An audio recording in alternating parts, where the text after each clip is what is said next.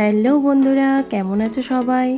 সবাইকে নববর্ষের প্রীতি শুভেচ্ছা ও আন্তরিক অভিনন্দন। আগের দিন মানে চড়কের দিনে আমি বাপের বাড়ি চলে গেছিলাম। মা বলল চলে আয়, এখানে খাওয়া দাওয়া করবে। তো ঠিক আছে, রান্নাবান্নার ভয়ে চলে গেছিলাম। তো যাই হোক, এটা আমার বাপের বাড়ি। অনেক পুরনো দিনের বাড়ি, এটা প্রায় 200 বছরের উপরেই কিন্তু বাড়িটার বয়স। আজকে যেহেতু নববর্ষ, তো সেই জন্য সবাই তো জানো সকালবেলা সবাই একটু নিম হলুদ মাখতে হয়। মা তাই সকাল সকাল একদম শিলে আর কি হলুদ বাটতে আরম্ভ করে দিয়েছে, আর তার সাথে নিম পাতাও বাটতে আরম্ভ করে দিয়েছে।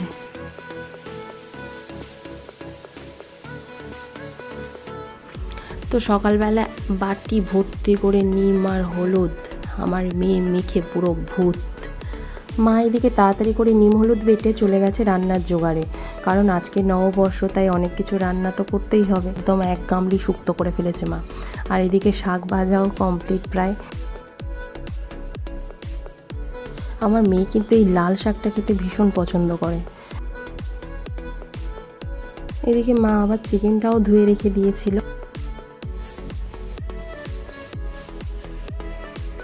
আর মাটনটা হচ্ছে ম্যারিনেট করে রেখে দিয়েছিল মা। এই চিংড়িটাও পরিষ্কার করা হয়ে গেছে। শাক ভাজা হয়ে যেতে চিংড়ির মালাইকারিটা করে নিয়েছিল, আর আমি ভাবলাম যে আমি একটু তাহলে চিকেনটা করি।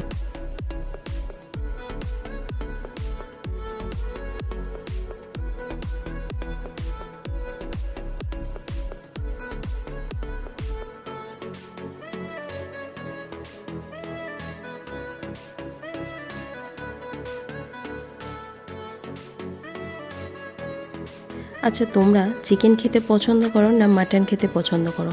অবশ্যই কিন্তু আমাকে কমেন্ট করে জানাবে।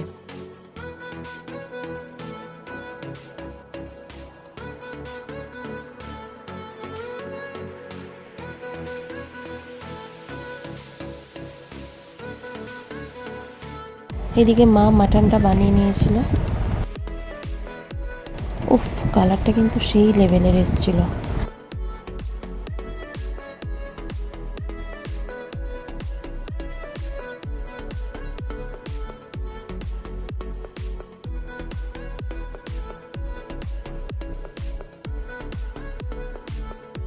রান্না কমপ্লিট। চলো কী কী রান্না হয়েছে একবার দেখে নেওয়া যাক।